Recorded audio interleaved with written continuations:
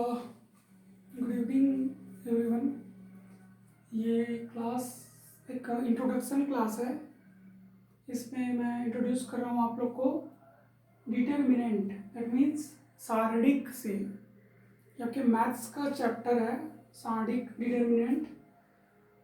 तो इसका एक जनरल इंट्रोडक्शन मैं आप लोग को दे रहा हूँ यहाँ पे कि क्या होता है डिटर्मिनेंट, और डिटर्मिनेंट में एलिमेंट को कैसे रिप्रेजेंट करते हैं और उनको कैसे एक्सपांड करते हैं अपन लोग। ठीक है, तो we will know about linear equation. Here I will write two linear equation. First one is a1x plus b1y is equal to 0 and a2x plus b2y is equal to 0. When we want to eliminate the variables on that equation x1 y xy and xy, then we will solve it like this. b1y is transferred to RHS, then we find minus b1y, and after that b1 is transferred to LHS and x is transferred to RHS, then we find a1 upon b1 is equal to minus y upon x. Similarly, in another equation we find a2 upon b2 is equal to minus y upon x. This is equation third and equation fourth. Here from equation third and fourth we find, from equation third and fourth we find a1 upon b1 is equal to a2 upon b2. Due to cross multiplication we find a1 b2 is equal to a2 b1, and when we transfer it in LHS, then we find a1 b2 minus a2 b1 is equal to 0. This is the value of this both equation. Now when we write it like this, a1 a2 b1 b2 is equal to 0, and multiplying it b1 to b1 minus b1 to a2, b1 to a1 and b1 to a2, then we find a1 b2 minus a2 b1 is equal to 0. This equation and this equation are similar to each other. These both equations are equal to each other. Then this form of the equation is known as determinants. Okay, देखिए हम क्या कर रहे हैं, दो linear equation ले रहे हैं, a1x plus b1y is equal to 0 and another is a2x plus b2y is equal to 0. ये दो इक्वेशंस हैं. इन दोनों इक्वेशंस में मैं वेरिएबल्स, चर जिसको बोलते हो आप लोग x और y, इसको एलिमिनेट करना चाह रहा हूँ. एलिमिनेट करने के लिए मैं क्या करूँगा, इस टर्म्स को राइट साइड में ट्रांसफर कर दिया. पॉजिटिव था, इधर आया तो नेगेटिव. अब मैं क्या कर रहा हूँ, इस b1 को इधर ट्रांसफर कर रहा हूँ, x को इधर ट्रांसफर कर दिया, तो इक्वेशन थर्ड बन गया. सिमिलरली इस इक्वेशन में भी कर दिया तो इक्वेशन फोर्थ बन गया. तो इक्वेशन थर्ड और फोर्थ दोनों को जब हम लोग देखेंगे तो माइनस वाई अपॉन एक्स, और यहाँ पर भी माइनस वाई अपॉन एक्स, इस वैल्यू को यहाँ पे पुटअप कर दिए तो one upon B one is equal to two upon B two बच गया. इसके इधर मल्टीप्लाई कर देंगे तो क्या आएगा, a1 b2 is equal to a2 b1. इसको फिर इधर ट्रांसफर करोगे तो ये प्लस इधर आएगा तो माइनस इज इक्वल टू क्या बच जाएगा, 0. अब इन डाटा को अगर हम लोग इस तरह से अरेंज कर दें, याद रखिए अरेंज कर रहे हैं, देखिए इस टाइप से, और इसका इधर मल्टीप्लाई करें, a1 a2 b1 b2 इस तरफ से अरेंज कर दिए, और b2 का मल्टीप्लाई हम लोग a1 के साथ कर दें, बीच में माइनस का साइन लें, और b1 का मल्टीप्लाई a2 के साथ करें, मतलब इस तरह से क्रॉस मल्टीप्लिकेशन करें तो हम लोग को क्या फाइंड होगा, a1 b2 minus a2 b1 is equal to 0. तो जो डाटा था उसका ये जो फॉर्म है, इसी फॉर्म को हम लोग डिटर्मिनेंट कहते हैं. और इस डिटर्मिनेंट में ये जो एलिमेंट हैं इसको एलिमेंट ऑफ डिटर्मिनेंट बोलेंगे. ठीक है, ओवरऑल जब हम इसको डिफाइंड करना चाहेंगे तो कैसे डिफाइंड करना चाहेंगे, देखो रैखिक समीकरणों में x और y को एलिमिनेट करने पर प्राप्त मान को, ये प्राप्त मान है, इसको इस रूप में व्यक्त करना, इस रूप में, पूरे इस रूप में व्यक्त करना सारणिक कहलाता है।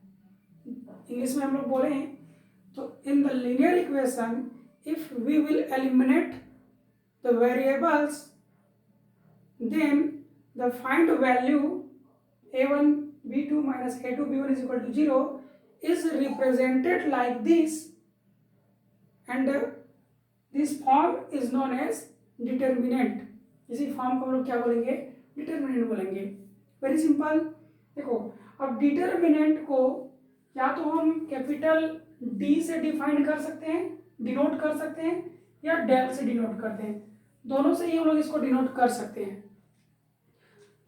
इसमें जो हॉरिजॉन्टल एलिमेंट होते हैं उनको हम लोग रो बोलेंगे। Horizontal element is known as row. क्षैतिज अवयव को पंक्ति, रो के नाम से जानते हैं, इसको पंक्ति बोलते हैं हिंदी में। और जो वर्टिकल एलिमेंट्स हैं, ये वर्टिकल एलिमेंट्स कहलाएगा ना, ये वर्टिकल एलिमेंट्स कहलाएगा, ये वर्टिकल एलिमेंट्स कहलाएगा।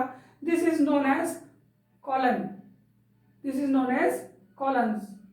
ऊर्ध्वाधर अवयव, इसको हम लोग क्या बोलेंगे, स्तंभ बोलेंगे। कॉलम मतलब स्तंभ। ओके, तो ये कॉलम कहलाता है, ये रो कहलाता है। जैसे यहाँ पे देखो, ये हमारा क्या है, रो फर्स्ट है, ये हमारा क्या है, रो सेकंड है, और ये हमारा क्या है, रो थर्ड है। इसी टाइप से ये हमारा कॉलम फर्स्ट है, ये कॉलम सेकंड है, और ये कॉलम थर्ड है। अब इसमें देखो 3 क्या है, रो है, और 3 क्या है, कॉलम है। तो इसका ऑर्डर कितना होगा, 3 इंटू 3 का हो जाएगा। सिमिलरली यहाँ पे देखो, मैं एक और लिख दे रहा हूँ, del is equal to a11 a12 a21 और a22। तो इसमें रो कितने हैं, 1 and 2, और कॉलम कितने, 1 and 2। तो इसका ऑर्डर कितना हो जाएगा, 2 इंटू 2 का हो जाएगा। और डिटर्मिनेंट में याद रखिएगा, जितने रो होंगे उतने ही कॉलम होते हैं, जितने रो होंगे उतने ही क्या होंगे, कॉलम होंगे। इन चीज़ों को भी आप लोग को याद रखना है। ओके, अब यहाँ पे देखो, इसको मैं पर्टिकुलर स्पेसिफिक नंबर देके रखा हूँ, a11 a12 a21 a22 ऐसा देके रखा हूँ ना भाई। यहाँ पर भी 11 12 13 21 22 23 31 32 33। तो इनका ये जो स्पेसिफिक नंबर है वो पर्टिकुलर पोजीशन को डिफाइन करता है। ओके, इसको याद रखिएगा। ये जो स्पेसिफिक नंबर में दे के रखा हूँ 11 12 और 21 22, ये किसको डिफाइन करता है, पर्टिकुलर पोजीशन को उनकी डिफाइन करता है। ए, इसमें फर्स्ट जो डिजिट है उसको आई बोलते हैं और सेकंड डिजिट को जे बोलते हैं अपन लोग। आई जो है वो नंबर ऑफ रो को रिप्रेजेंट करता है और जे नंबर ऑफ कॉलम को रिप्रेजेंट करता है। आई नंबर ऑफ रो को रिप्रेजेंट करेगा और जे नंबर ऑफ कॉलम को रिप्रेजेंट करेगा। अगर हम किसी एलिमेंट को A11 लिख रहे हैं, मतलब वो फर्स्ट रो और फर्स्ट कॉलम में प्रेजेंट है। यहाँ पे देखो A11 ये फर्स्ट रो है और ये फर्स्ट कॉलम है, इसीलिए इसको A11 बोलेंगे। A12 मतलब first row and second column. देखो ये फर्स्ट रो है और सेकेंड कॉलम है, इसीलिए 1 2 इसका नाम होता है। A32 बोल रहे हैं तो थर्ड रो और सेकेंड कॉलम। देखो first row, second row, third row और फर्स्ट कॉलम, सेकेंड कॉलम। तो first row, third, second column. इस तरह से इन डिजिट्स का अलग अलग वैल्यू होता है, अलग अलग इनका नेम होता है। तो इन नेम्स को, इन वैल्यूज को आप लोगों को अच्छे से याद रखना है। ओके, इतना जानिए। इसके बाद मैं आप लोगों को यहाँ पे डिफाइन करने वाला हूँ कि इसको एक्सपांड कैसे करते हैं, इसका सॉल्यूशन, इसका वैल्यू कैसे फाइंड आउट करते हैं अपन। तो सबसे पहले एक मैं 2 इंटू 2 में बताऊंगा और उसके बाद एक 3 इंटू 3 में एक्सपांड करके बताऊंगा, विस्तार करके बताऊंगा। ठीक है, चलो देखते हैं अपन लोग। Suppose we take a question, del is equal to 1 2 4 5, find the value of it, find the value of it। ये गिवन है अपने को, इसका वैल्यू फाइंड करना है। कैसे फाइंड करेंगे देखो, ऐसे सॉल्व गिवन है डेल इज इक्वल टू 1 2 4 5, इसका वैल्यू अपने को फाइंड करना है। तो एकदम सिंपल से इसका वैल्यू हम लोग फाइंड कर लेते हैं। देखो इसके इधर मल्टीप्लाई कर देना फर्स्ट और इसके इधर मल्टीप्लाई कर देना सेकंड, बीच में लगा देना माइनस का साइन। ओके, कितना आ जाएगा 5 1 जा 5 -4 2 जा 8, देन वैल्यू इज -3। इस टाइप से इसको अपन लोग को सॉल्व करना है। ओके, ये जो सॉल्व करने का मेथड है इसको एक्सपांड मेथड बोलेंगे या विस्तार विधि बोलेंगे। ठीक है, दूसरा देखो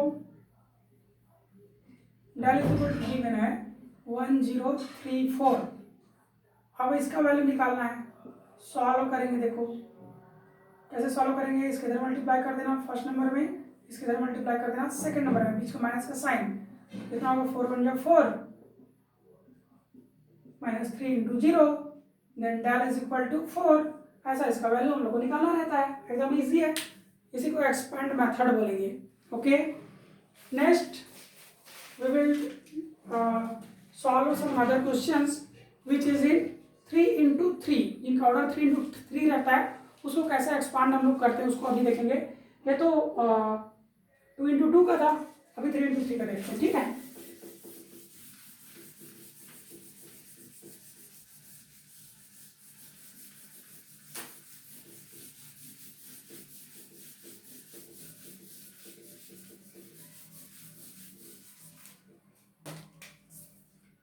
let del is equal to 1 2 3 1 0 0 and 2 3 4.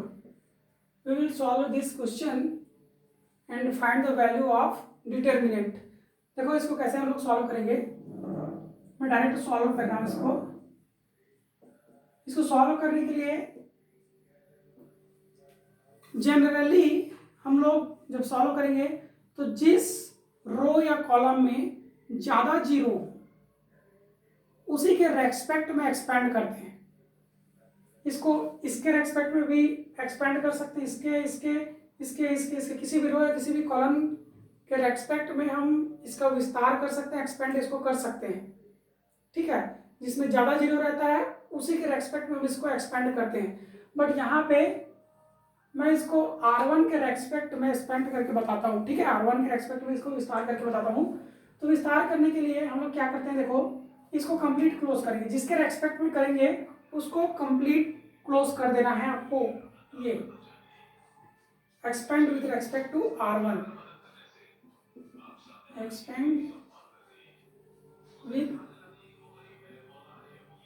Respect to R1 के रेस्पेक्ट में हम लोग एक्सपेंड कर रहे हैं इसको।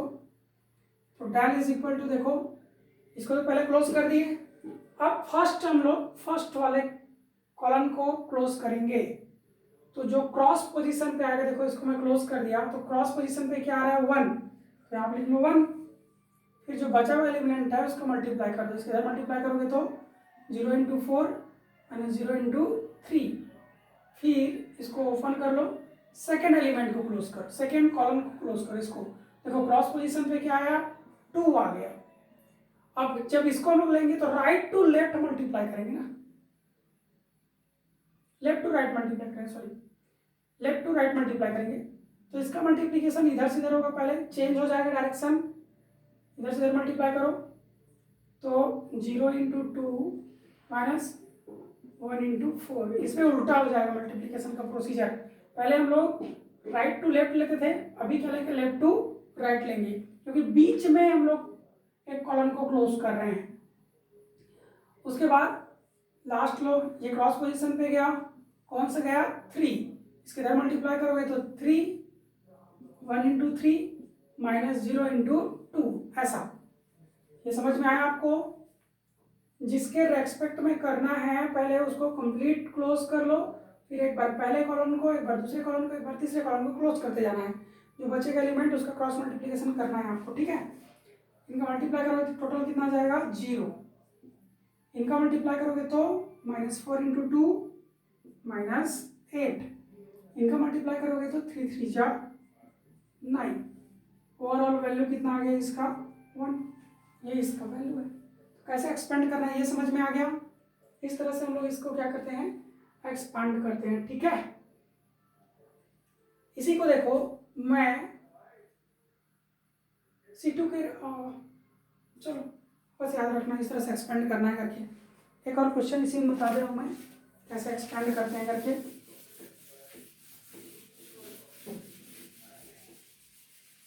ऐसे चले लेते हैं इसको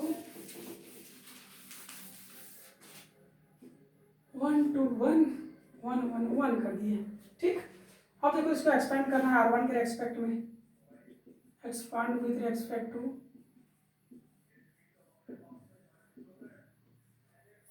R1। देखो ये तो क्लोज रहेगा, कंप्लीट फर्स्ट कॉलम को क्लोज करोगे तो 1 आ गया, इसके इधर मल्टीप्लाई किए तो 2, इसके इधर मल्टीप्लाई किए तो 1, फिर +2 ले लो, सेकेंड वाले को क्लोज किए, इसके इधर मल्टीप्लाई करें तो 1, इसके इधर मल्टीप्लाई करें तो 1, प्लस इसको छोड़ दो, इसको ले लो, इसको क्लोज किए तो कितना आ गया 3, इसके इधर मल्टीप्लाई करें तो 1, इसके इधर मल्टीप्लाई करें तो 2, कितना आ गया बेटा 1 under bracket 1 +2 into 0 +3 into -1, then we find 1 + 0 - 3, that means -2। देखो एकदम इजी है, इस तरह से हम लोग इसको एक्सपैंड करके इनका वैल्यू फाइंड आउट करते हैं। ओके, याद रखिएगा इसको।